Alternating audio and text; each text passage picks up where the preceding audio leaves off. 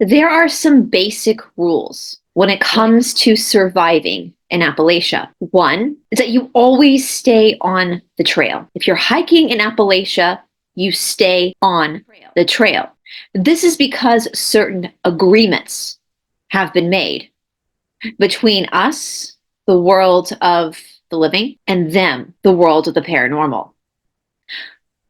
A few other rules are: if you hear something, no, you didn't.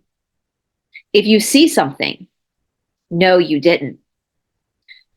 And if you happen to be up at night, wandering around your house, you best make sure all your blinds are closed. But before we go any further, you know what to do. Please hit that subscribe button and give us a like. As always, such a very, very big thank you to all of our patrons and our producers here on Esoteric Atlanta. Without you guys, this channel would not be possible. If you would like to help support the work we do here on Esoteric Atlanta, there is a link to our Patreon account down in the description box below. Welcome to Esoteric Atlanta. My name is Bryce, and today we're going to be talking about the second time I personally encountered a skinwalker in Appalachia.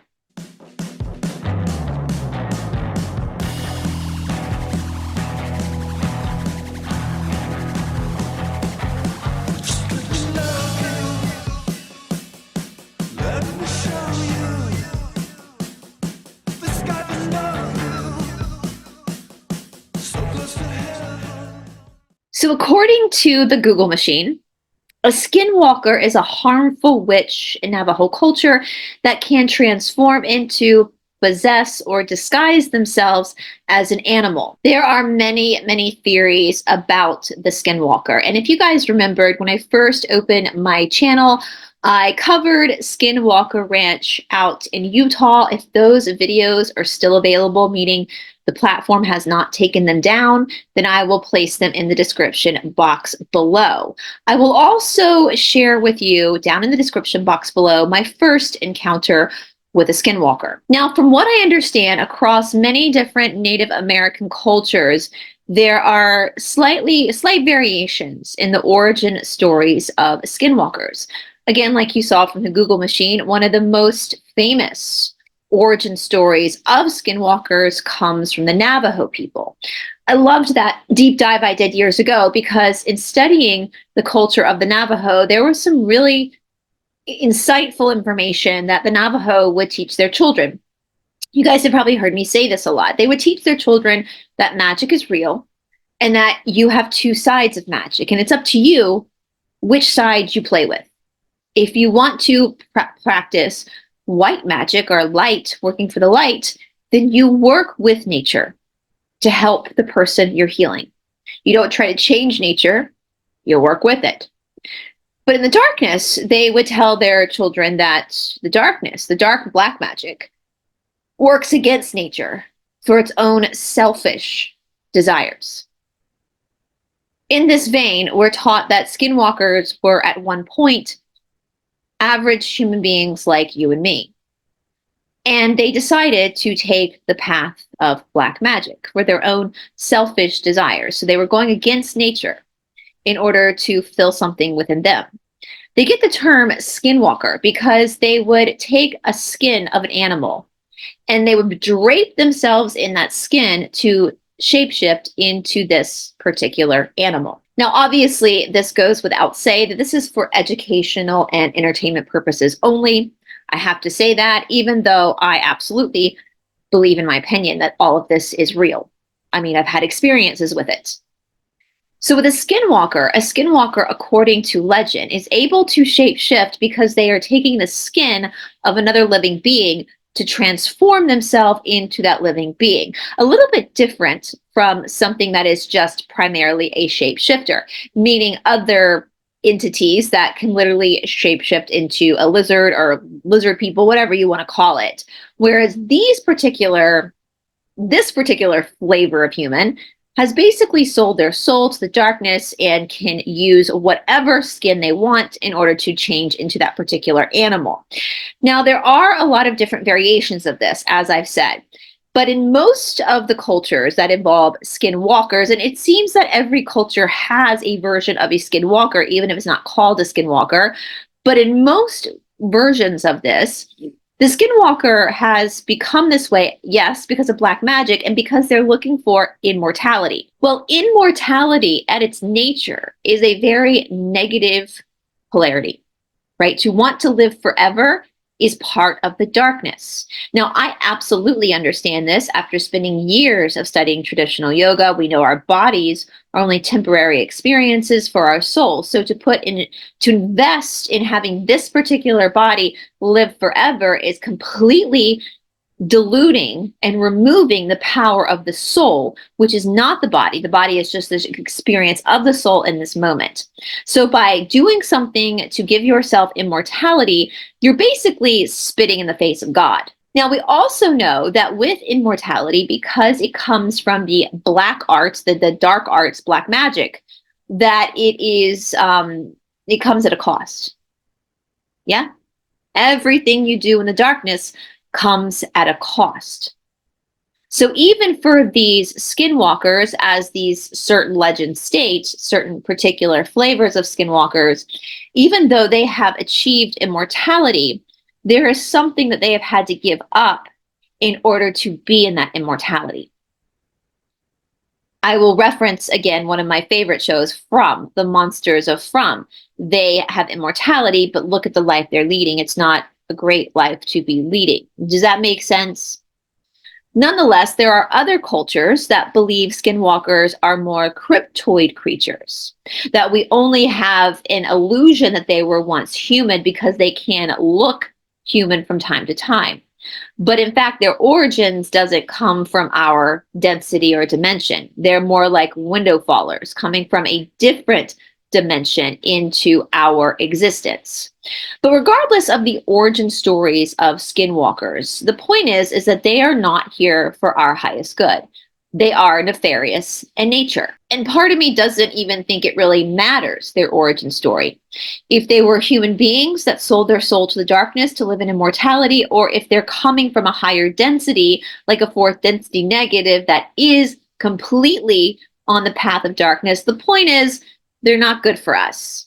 Now, a lot of people, especially those that are not from the United States, really only believe that skinwalkers exist in the southwestern part of the United States, Arizona, New Mexico, Utah area, where, of course, the Navajo once lived. And yes, because of Skinwalker Ranch and because of the Navajo, skinwalkers have taken on a kind of a celebrity status in the realm of folklore and legend. However, as I previously stated, skinwalkers can be found across the globe in many different cultures, called many different names. And one of the places where there is an infestation of skinwalkers is the North Georgia Appalachian Mountains.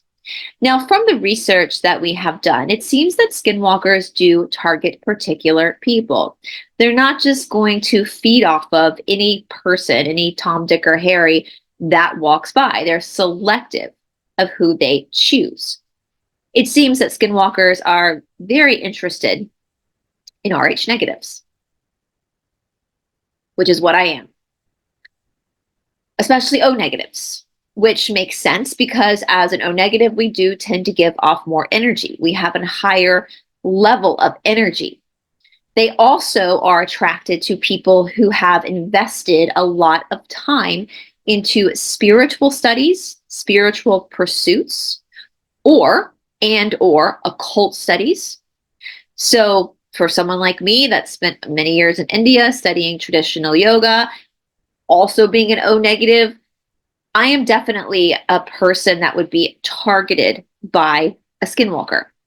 There are also legends that skinwalkers can be used by witches and warlocks who practice in black magic, meaning they can contract skinwalkers to attack people like me. All of this makes sense to me, and none of it screams good. So again, I will place my video down below of my first story of the first skinwalker I encountered, but let me go ahead and tell you the story of the second skinwalker that I just recently encountered. And before we get into the crux of my story, if you are interested in the occultic arts, esoteric stuff, then you might be interested in a live panel that we have going on over on Gnostic TV. This panel is constantly growing as we are adding more and more and more panelists to this discussion. These are people who have grown up or survived growing up in occult families and people who have heavily researched the occult.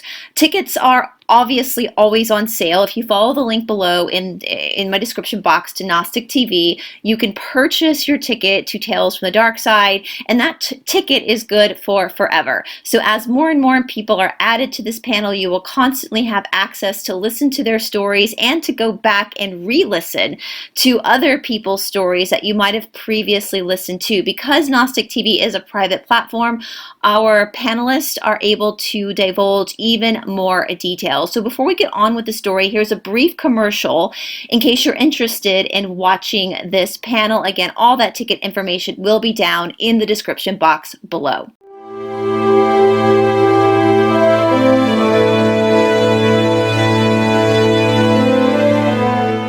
Hello, everybody. If you are a fan of the occult, especially the darker side of the occult, if you like learning about the stuff that is done in the shadows, boy, do we have an event for you. We want to welcome you to Tales of Survival from the Dark Side. Wow, what a lineup of speakers we have. I've had the privilege of meeting incredible survivors on my channel, Aquarius Rising Africa, over the past 4 years. And it's been an amazing journey for me to bring them over and just share with more new people sharing their stories. Now, guys, this event is going to be held over on Gnostic TV, and Indeed. tickets are now on sale. They're 50% off, right, Shanti? So we have a link below. And also, if you want to watch the full trailer of the event, which cannot be shown on YouTube, you can hop over to Gnostic TV and watch that trailer as well. We're looking to release this panel live on Gnostic TV on Friday, October the 11th. At 11 a.m. Eastern time. So tickets are 50% off, and once you've bought your ticket, you can watch as many shows as you want, and you can watch them as many times as you want. Support our survivors. They deserve to be heard, and there's nothing better, more healing for a survivor than to be told, I believe you. So thank you, guys. If you have any questions, please make sure to ask Shanti or me down in the comment section below. Otherwise, we look forward to seeing you guys over on Gnostic TV. Thank you so much. Bye, everybody.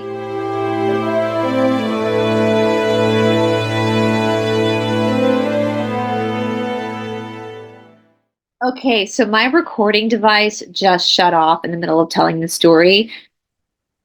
And as I just told you guys, a lot of times witches and warlocks of black magic will hire and will conjure skinwalkers to mess with people like me, which I think is actually what's been happening to me. And I was right. I've literally been right about everything when it comes to this person.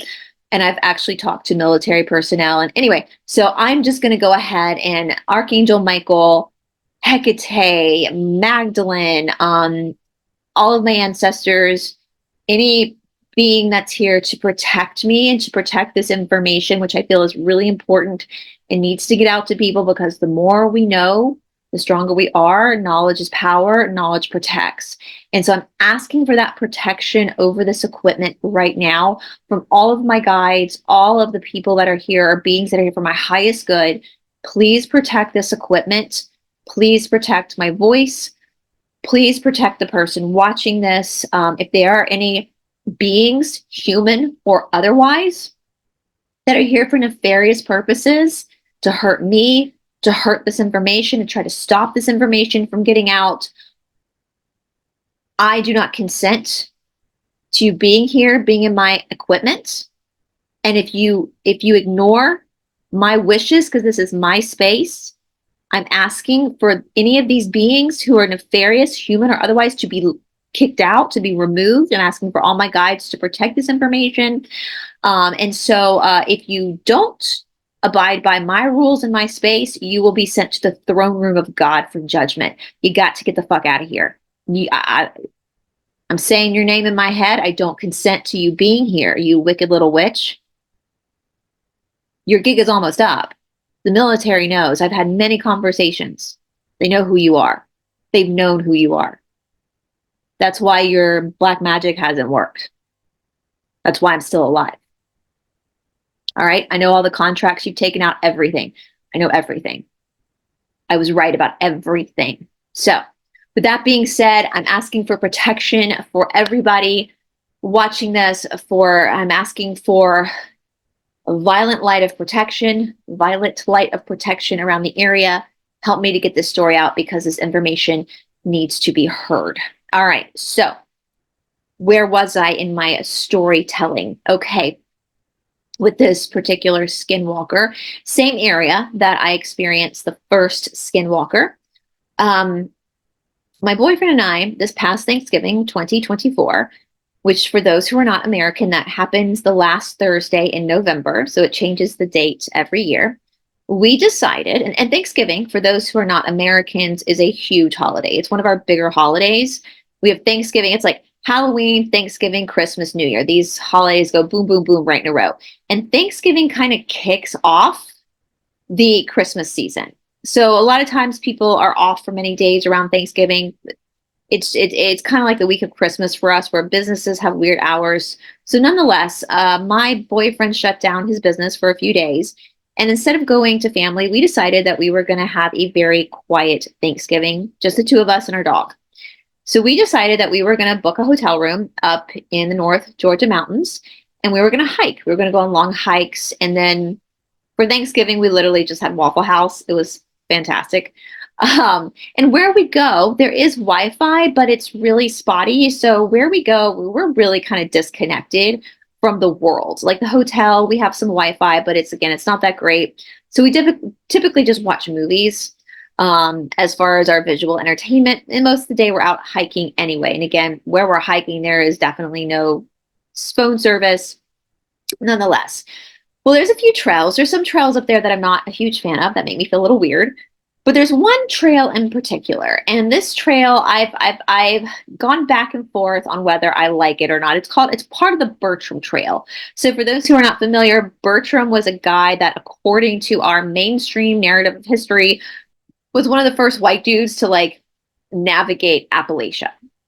Again, who knows what the real history is on that, but that's thus far what we know. And so there's a lot of these trails that have been marked. They're in national forests. They're governed by the state, by the federal government, as actual trails. And a lot of these trails follow the alleged path that Bertram followed. And so they're considered part of the Bertram Trail, which connects to the Appalachian Trail, all that kind of stuff. Well, there's one trail in particular that literally is right by South Carolina. Like, it starts where we park. The entrance to the trail is by a bridge. Across the bridge is South Carolina. So we park the car and we start. And this particular trail, it's a very long trail, but it goes by what's called a homestead. So these are ruins, allegedly, from the pioneers who traveled with Bertram, in their petticoats and stockings. Yeah, right. But nonetheless, that's the story we're told. They traveled with Bertram to navigate Appalachia.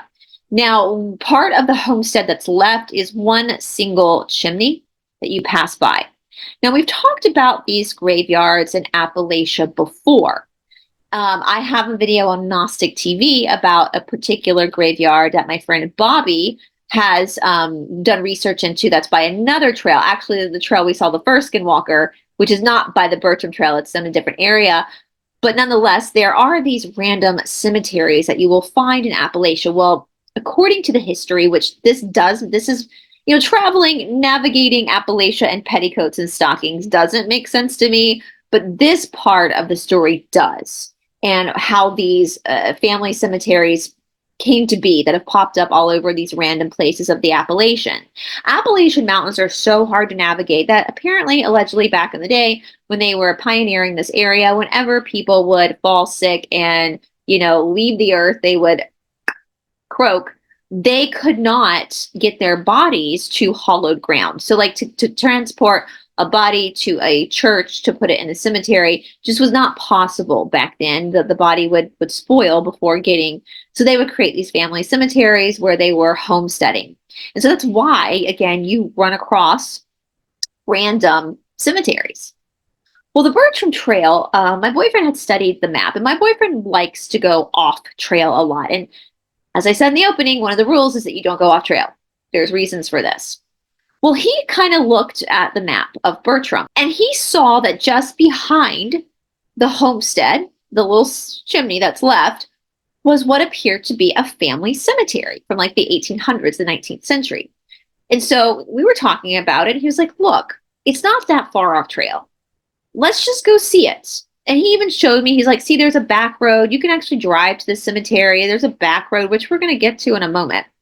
And he was like, I know you don't like going off trail, but it's just right there. Like we can really like go back and see this, and we'll still see the trail. Not that big of a deal. So I agreed to this. Now, this particular Bertram Trail, when we start the trail, I usually feel okay. But when we get about halfway down the trail, I start to feel weird. And this has happened every single time we have taken this trail. My stomach starts to churn. I start getting goosebumps. I have a really bad feeling like I don't want to be on this trail anymore. Another interesting thing about this particular part of the trail is that my dog, Ravi, will also start to act weird around the same point where I start to feel uncomfortable. Ravi is very energetic. He's 8. We think he's 8. He's a rescue. We think he's 8. But he still acts very much like a puppy sometimes. And when we're out hiking, he likes to be the leader. He likes to be in the front of the line. Now, some of the trails that we take that are real back roads that not many people take, we allow Ravi to go off leash. We let him off leash. He can run around. But this particular Bertram Trail, we can't take him off leash because this is a pretty popular trail. So we keep him on the leash. But nonetheless, he usually pulls ahead and we let him lead the way. But around a particular point, again, where I start to feel uncomfortable, Ravi starts to pull back. Like he doesn't want to be in front anymore. And he likes to position himself in between my boyfriend and me, which again is weird because he typically wants to be like the alpha leader. And we know with dogs like having a job to do. So I think he has pride in being like the leader of the pack to walk us through the woods. But again, in this particular area, he definitely wants to get behind mommy. He wants mommy to get in front. And I don't blame him because I get uncomfortable too. Now, again, with that being said, this is a very popular trail. So it's not like we're the only ones out there. Every single time we've taken this trail, we have passed multiple people on the trail. In fact, this particular morning, as we were getting ready to go on the trail, a couple of girls, young in their young 20s, pulled up and they were trail running together. They were running the trail. So this is not, and that's why, even though I feel uncomfortable on this trail sometimes, that's why I don't mind going, because it is so populated of people that I don't think anything super nefarious can happen because there's so many people on the trail at all times that, you know, it just, and it's not like I'm getting a queasy feeling because of any human being. It's literally, it feels paranormal. It feels like there's something watching us that isn't human. But nonetheless, we had decided to go to the cemetery a little bit off trail. So it's about 3 miles in where you hit the homestead. So, so for my friends who are not American, that's about 5K in before you hit the homestead. And so we get to the homestead, we get to the chimney, and we step over the trail, and we're going back behind the chimney to where the family cemetery is. And we realize that it's up on this steep hill. So there's a big steep hill behind the chimney, and that's where the cemetery is. Now, here's the thing. We sat there for a while and we talked about it. We probably could have gotten up the hill to see the cemetery, but coming back down the hill would have been a different story because of Ravi. We were afraid that it was such a steep hill that coming back down the hill, Ravi would not be able to get down, or he would fall down, and we'd have to carry him down, and he's a 40-pound dog. And so we kind of sat there off trail. We could see the trail, but we were off trail debating on what to do. And finally we decided, my boyfriend pulled his map out. Finally we decided that what we were going to do is we were going to get off the trail, walk back to our car, take another 3-mile walk into our car, go get some lunch, and then we were going to drive the back road. We were going to get on the back road to go to drive to the cemetery, because there was a back road, because we realized again that the way it looked on the map, it was just right there, but it was really up on a hill and it was just not possible. So we get back into the car. We walk the 3 miles back to our car. So at this point, we've already done about 10K, 6 miles, a little over 6 miles. And we get in the car and we go back into the town and we get some lunch. Well, after we get lunch, as I've said before, one of the biggest differences between my boyfriend and me, something that has actually caused issues in our relationship, is that he is a big napper. I am not. I don't nap. I don't nap. Again, this comes down to our blood types too. He's A negative, so he is also Rh negative. He's A negative. I am O negative. A negatives are known to be a little lazy. They sleep a lot. They need to sleep a lot, but sometimes they can kind of lean into that a little too much. Whereas O's, we are go, go, go, go, go, go, go, go, go. So I am not a napper. So we get back to the town. We get lunch. We go back to the hotel. My boyfriend's like, I need to take a nap. So I kind of roll my eyes and I'm like, okay. So I decided that moment that I like to take pictures. I just like taking pictures of scenery. And so I went around the little town of Clayton, little mountain town. This was, of course, over Thanksgiving. So nothing was open. Nothing was open.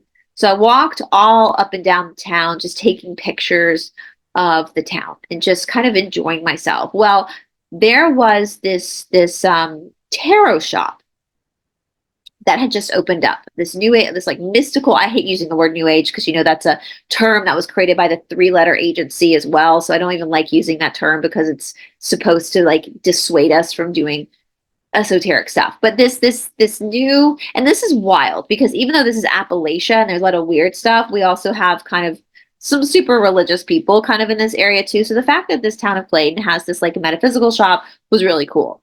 And so I'm taking pictures and I come back to the hotel. My boyfriend's still napping. It's starting to get a little bit late in the evening. And as you guys heard, like you don't want to be out in Appalachia in the dark. Like you want to be in civilization in the dark. And so he's kind of half groggy. And I'm like, you know what? Why don't we just go back to this? When you wake up, why don't we walk back into town and go to this tarot shop? I would love to see it. And then maybe tomorrow we can go to the graveyard. We can drive out to the graveyard. He's like, yeah, that sounds good. That sounds good. So I go to take a shower because now we're going to go back into town. I'm going to put my makeup on. I'm going to look a little bit more presentable. I previously was in like muddy clothes from hiking.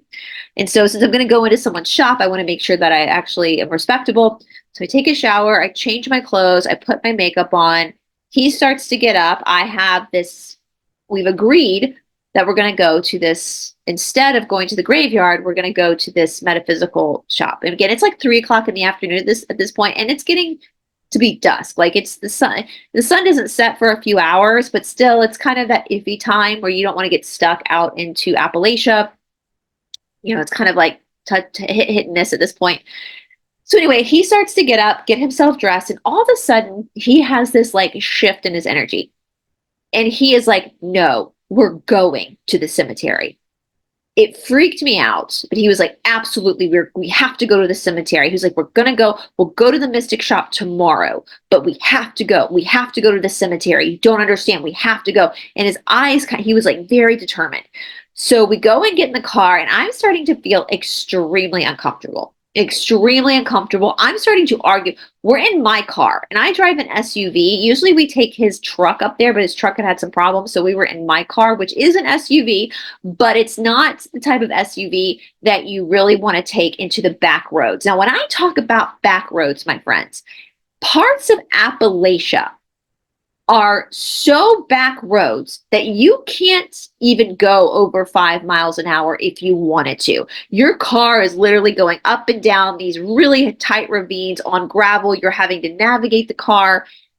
These types of roads are not traveled often by people, and usually these roads lead to some of the off-site trails. This is the road. This is the type of road that's taking us to the cemetery. So we're driving to this particular road off of War Woman Road, which is a famous road in North Georgia, for those who know where that is. The whole time I'm bickering with him. I'm like, no. You said, we agreed we're going to the mystical shop. We're not going to the cemetery tonight because we agreed we would do that in the morning because it's getting dark outside. And he's like, no, we have to. All of a sudden, he's like, we have to. And I'm sitting here in my nice clothes and my makeup, prepared to go get a tarot card reading, when not going off gallivanting in the woods looking for a cemetery from the 1800s, the 19th century. So we turn on this road. I'm getting more and more flustered. I am feeling, you know, that uncomfortable feeling where you just cannot talk yourself off the ledge. You feel like you're going to puke. It's in my car, but he's driving, so I can't get him to turn around. He's determined. He's on this road. Nobody is around, you guys. Like, this is not a place. There's no cell phone service. There's no other hiking trails around. We're just going to the cemetery. Nothing. We've been on this dirt road for a while, and all of a sudden we pass this woman. It is the weirdest thing. She's sitting on the side of the road. She's got a beanie on, kind of a shirt, a flannel shirt like I've got on now, a vest. Her legs are propped up, and she doesn't have shoes on. We're driving. There's no car around. She didn't get up there by car. There's no horse around. I mean, she probably couldn't even bike up there if she wanted to because of their terrain. But nonetheless, there's nothing up there, no escape, nothing that would have like got her up there besides her own two legs. And she's just sitting on the side of the road, chilling. Behind her is a very steep mountain. And on the other side of the dirt road is a huge cutoff. So again, no hiking trails. This is not like a place where you would have somebody come pick you up. Like, let's say, you know, you were out in the woods and you agreed for your boyfriend or your sibling or whatever, your friend, to come pick you up at a certain time at a certain coordinate, at a certain point. There's nothing this is not the place that you would pick, right? This is like off the beaten path. This is not where, again, there's no cell phone reception. Like, this is not, and this girl is just kind of sitting there chilling without shoes on. We are talking tough terrain. This is in wintertime. Now, Appalachia is where we go. Its altitude is way higher than Atlanta. So it's always like 20 degrees colder. It's cold. It's cold up there. We have our beanies on, our hats on, our gloves on. We have thick socks on. We have those heating pads. So for her not to have shoes on is fucking weird. We drive by this woman. She just very calmly waves at us. But we keep driving. And I said, that's fucking creepy. And my boyfriend goes, yeah, that's kind of weird. Like, he kind of looks around like, well, how did she get here? How did she get here? There's no other car. There's no way she could have walked up this dirt road full of rocks barefoot and just plopped herself down right there. If she needed help, she would have gone in the opposite direction down to the main road where there are houses and traffic. So we keep going. I'm freaking out more and more and more and more. And we just keep driving deeper and deeper and deeper into Appalachia. We are like, if this road had been paved and been in normal city circumstances, it probably would have taken us about 10 minutes to get there by car. But because we're on very intense back dirt roads, going the same distance by car on these back roads would have probably taken us 2 hours.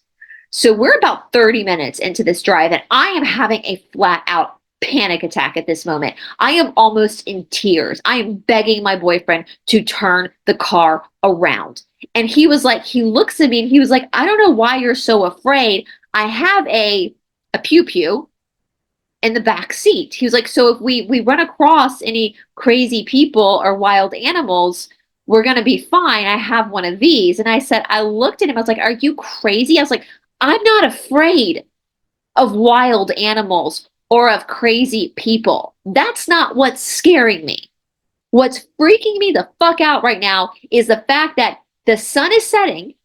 We're getting deeper into Appalachia. My car is not created for this deep of a mountain drive. And there are paranormal phenomenon in these mountains that can really screw you up. And my boyfriend translated that in his head to think that I'm talking about ghosts because we're going to a cemetery. He was like, you're not afraid of ghosts. You run through cemeteries all the time at 3 o'clock in the morning. What are you talking about? You're never been afraid of ghosts. And I said, I'm not talking about the ghost. I couldn't give two shits about the ghost. Ghosts are the least of my concerns. I was like, I am talking about skinwalkers. I am talking about Bigfoot. I'm talking about feral people. I'm talking about cryptoids. I would much rather run into a damn serial unaliver than a skinwalker, because at least we have one of these and we have a dog. I don't think we're going to be messed with. And listen, as far as wild animals, what wild animals? We've never had an issue with wild animals. The scariest wild animal that we could run across, black bears. Let's talk about black bears for a second. Black bears, they're goofy. They're more afraid of you than you are of them. I mean, they will try to hide behind a tree, even though they don't know they're big enough from you. So they'll go stand behind a tree, thinking they're hiding from you. So I'm not afraid of black bears. I've seen plenty of black bears. The wild animal that's the scariest in Appalachia, that can do the most damage, is wild hogs. Those things are brutal. However, I've never in my 41 years ever seen a wild hog in the wild.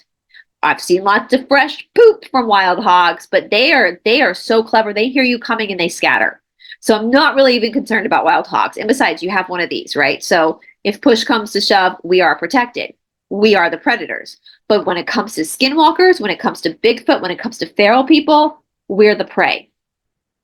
And he kind of like looks at me weird. I was like, you know that I am a magnet for paranormal phenomenon. You know this. You know I'm a magnet. You see me get scratched and bruised all the time.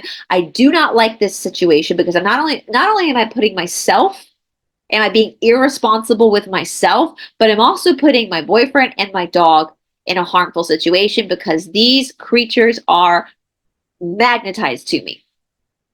So finally, he's kind of laughing at me, and the sun is setting and setting and setting and setting.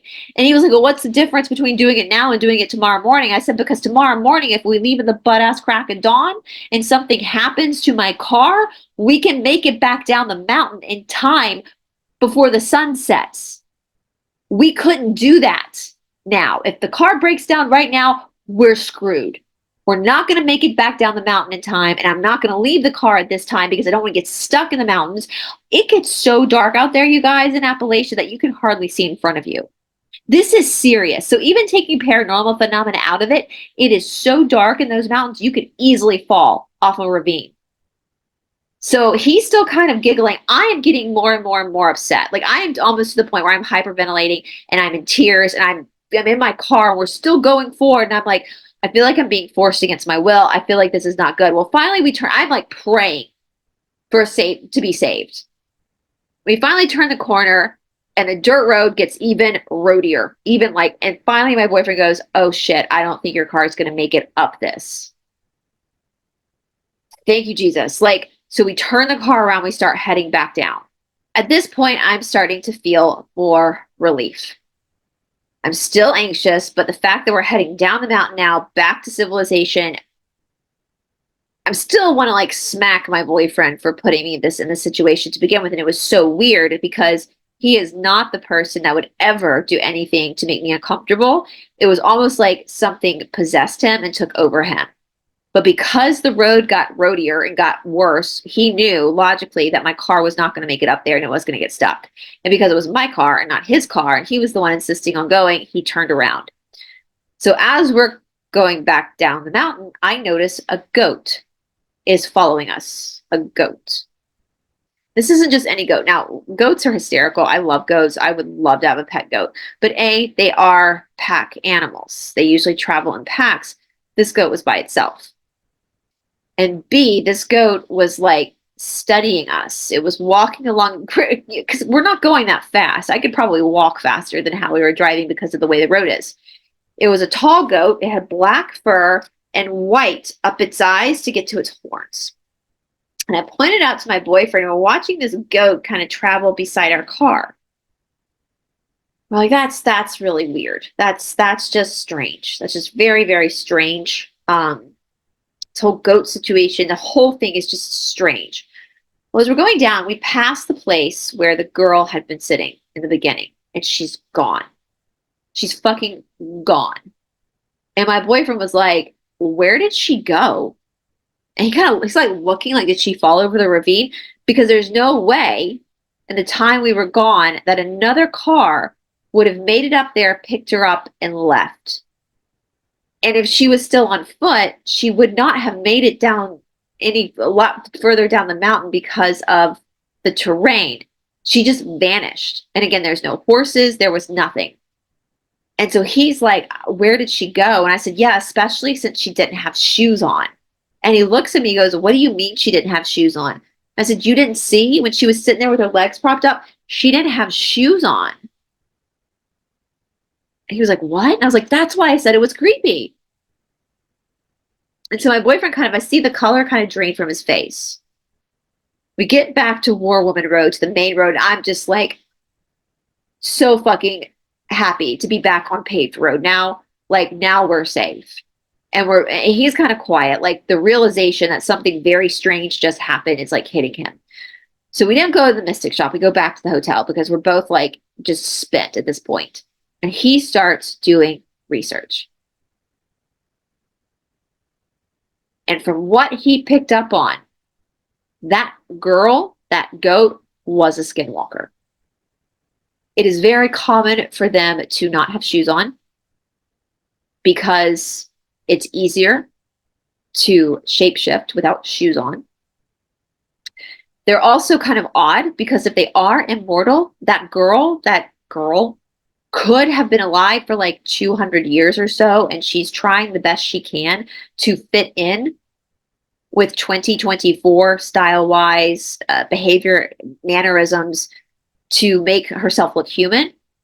But there was something odd about her because skinwalkers, even though they, according to some legends, were at one point human, do not interact with human society. Now, what's even weirder was the fact that my boyfriend had agreed that we were going to go to the cemetery the next day, but after waking up from his nap was in this trance to go to the cemetery that evening. And we researched, found that skinwalkers are telepathic and they will coax you into a particular area. Now, what also probably happened was the original Bertram trail we were on, where I always felt uncomfortable, is also an area that is highly, lots of claims of skinwalkers in that particular area. Even though it's a national forest trail, people often claim they see weird things. And so what we think happened, now skinwalkers, according to the research, they will shapeshift into an animal to spy on people. So if there's a very famous trail, the Bertram Trail, that a lot of people go on, the probability is high that there are a lot of wild animals who are skinwalkers that kind of lurk around and listen to the conversations of people on the trail. And this particular skinwalker probably heard us go off trail and heard us talking about the cemetery and knew that we were going to be going back to the cemetery after lunch. And then when our plans changed, the skinwalker made sure our plans didn't change. I personally feel like the skinwalker was trying to get us stuck in the cemetery. Now, they don't, according to what we've read, they don't unalive you, but they take from your essence. They feed off of you. They curse you. But they can't do that unless you consent to interact with them. So, for example, a skinwalker, the skinwalker turned into a woman, if she had flagged us down like she was a woman in distress to get us to pull over, that would be messing, that would be coercing our consent. So she couldn't do that. She could telepathically pull us there, but all she could do was sit by the side of the road and wave at us and hope that my boyfriend was chivalrous enough to pull over and bring her into our car. Thank God he didn't. Now, we do feel like I was the target more than him. Even though he is also Rh negative, we think I was the target because we have learned that they do work, or they do get kind of initiated by covens of people practicing black magic to try to destroy others. And they also target O negatives and people like myself, who's not only O negative, but have also spent a lot of time studying spirituality. So they want to harness that energy. We also went on, or my boyfriend went on, to study the family that's buried at that cemetery. How did these people leave the earth? How do they pass away? And it seems that most of the people in this particular family that are buried in that particular cemetery passed away in very weird circumstances. You could say almost paranormal circumstances. So needless to say, when we came back and we kind of unpacked everything from what had just happened and decompressed, we decided that for this trip, we were not going to go to the cemetery. So the next day, we just stayed in the town and we went to the mystical shop. And I don't know if we'll ever go back to that cemetery. Even though it would be interesting to see the cemetery, this is definitely a problem. There is definitely skinwalkers up in Appalachia who are hunting specifically me. And knowledge is power and knowledge protects. Now, I did get some emails from people who are of Native American descent when I posted about it on my community tab. They confirmed a lot of what I experienced, and they basically said we shouldn't be talking about this. Listen, I mean no disrespect by talking about this, first of all, and I understand what they're saying, that when you talk about it, it brings attentions to it, which causes it to happen more. However, this is a catch-22. Because if we don't warn people, if we don't tell people what is out there, then people are going to get hurt. Knowledge is power, knowledge protects, and knowledge is infinite. We know that we're moving from third density into fourth density. We know that the veil is thinning. We know that strange anomalies are being seen all over the world because the veil is thinning. At this point, as our Earth moves into 4D positive, the last remaining 4D negatives who are still trying to hijack are going to be trying to hijack even more. And so every single person, especially those who are spiritually inclined, especially those who are RH negative, need to be aware of this. This information should not stop you from living. You should still go out and hike Appalachia and have fun. But in doing so, you need to be aware of what's around you. You need to stay on the trail and not be out there past nightfall. And if something feels strange, it probably is. Listen to your gut. And I understand Southern men want to help a damsel in distress. But if a woman is truly in distress, you're going to tell that she's in distress. If it is a human woman who literally needs help, you're going to tell. There's going to be signs that she is literally needing help. She's not going to be just sitting on the side of the road waving at you without shoes on. And so that is why I am sharing this story. The darkness is real. Black magic is real. And it is up to you to know how to protect yourself. I mean, honestly, my friends, I would rather run into Bigfoot than a skinwalker. So again, I mean no disrespect by talking about this publicly. My point in talking about this publicly is to help people help themselves. The thing about black magic is that it is real. And in order to fight black magic, you need to have some level of respect for it and understand how powerful it is and not be arrogant about it. Now, in this area of Clayton, the town of Clayton, which is up by where we go hiking, and again, I mean no disrespect to the town of Clayton, there are two groups of people really in this town. They're the townies, the locals, and then there's the Lake Burton people.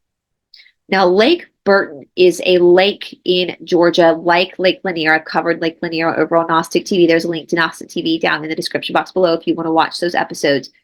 It's a fake lake. It's a lake that was put in and it drowned out another town. I don't like fake lakes. This is something I've recently learned too. Fake lakes, like Lake Burton, like Lake Lanier, lakes that have been created by man, typically people who are sensitive to spirits and to spirituality have a hard time being around fake lakes. Why is that? Because fake lakes don't have their own life force, chi, or prana. And so in order for the lake to sustain itself, to keep being a lake, it has to pull chi, prana, life force from other living beings. And so people who are sensitive to spirituality usually cannot handle spending more than an hour on a fake lake because it wipes you out. Like you start like, you can't quite, your energy just drains. So my boyfriend's ex-wife's family had a house on Lake Burton and he could never stay. It just drained him. And this is fake lakes. And I recently just learned this because every time I've been around a fake lake, I have felt like shit. Like I just want to get away. I don't have energy. And that's why. It's because it's draining my energy. Now, people who are not sensitive to spirituality, like younger souled people or NPCs, organic portals, are not going to feel that at all. They're not going to feel any type of energy exchange with a lake because either they're a super young soul, so their energy isn't quite, it's kind of baby energy, it's not as potent yet, or they're an NPC, a non-player character, or an organic portal, so there's really no life force to pull from anyway. So the people who are going to feel it are people who are older souls who have done a lot of, very sensitive to spirituality. And so with that being said, with this concept of skinwalkers, like the fake lakes, skinwalkers are looking for the same thing. They're looking for prana, for chi, for life force. So with Clayton, Georgia, we have half of the people up there are on Lake Burton. They're the Buckhead, we call them the Buckhead Betties. Buckhead is like the Beverly Hills of Atlanta. And so a lot of people from Buckhead, these super rich people, have houses up on Lake Burton for their weekend homes, right? And so a lot of these people, especially if you're able to like stay on Lake Burton for long periods of time, you're obviously either a very young soul or an NPC. Yeah. So if you're able to spend that amount of time on a fake lake, then there's not a whole lot that's being fed off of you. So with that being said, skinwalkers are not going to mess with you because it's like there's nothing to feed off of you, right? So when we're looking at Clayton, half of the people up there, skinwalkers are not interested in. The Lake Burton crowd, I think I can safely say, generally speaking, the Lake Burton crowd, skinwalkers aren't interested in the Lake Burton crowd. They're not spiritually potent enough for a skinwalker, okay? When we look at the townies, the people who live up there, I would say maybe half of the townies they would be interested in, because now you're looking at a group of people. You could still have young spiritual people. You could have NPCs or organic portals. So even within that group, there's still a small percentage of people that skinwalkers are interested in. And then you have people like my boyfriend and me who our whole lives, and you watching right now, if you're watching this channel, obviously you too, spend our whole lives studying spirituality, being sensitive to the paranormal. We're the ones they've targeted. Me even more so because of my channel, because of everything I've done on my channel. There's a disruption they're looking for, right? So that's something that I have to carry, is that I am putting spiritual information out. I am putting out true spirituality. So the darkness is going to want to stop that. So that's a double whammy for me. So anyway, my point in putting this story out is if something feels weird, it probably is. Skinwalkers are not a phenomenon that's exclusive to the southwestern part of the United States, even though we're so grateful to the Navajos for sharing that information with us. They're globally everywhere. So whether you're living here or Canada or France or Africa, these entities exist everywhere. If something doesn't feel right, it's not right. If you don't feel comfortable going down a road, don't go down that road. But remember, at the end of the day, they have to have your consent. So even if you're being lured somewhere, if you still don't give them consent, if you still don't let them into your car or interact with them, they can't do shit to you. So you still carry that power. All right, you guys, let me know your thoughts in the comment section below. Have you had any experiences with a skinwalker or a weird phenomenon that you want to share? Please share it below. And I'm hoping to get Native Americans to come on the show and talk about it more. Again, I absolutely understand that in their culture, you're not supposed to talk about these things. And I get why. But on the flip side, I think it's doing a disservice to people who could really be in trouble if they don't have this information. So that's my intention, is to help people arm themselves with knowledge so that they can protect themselves in these situations and they can enjoy their life more because they have an arsenal of protection around them. All right, you guys, I hope you're having a wonderful day. Happy 2025. Happy 2025. And I will talk to you guys soon.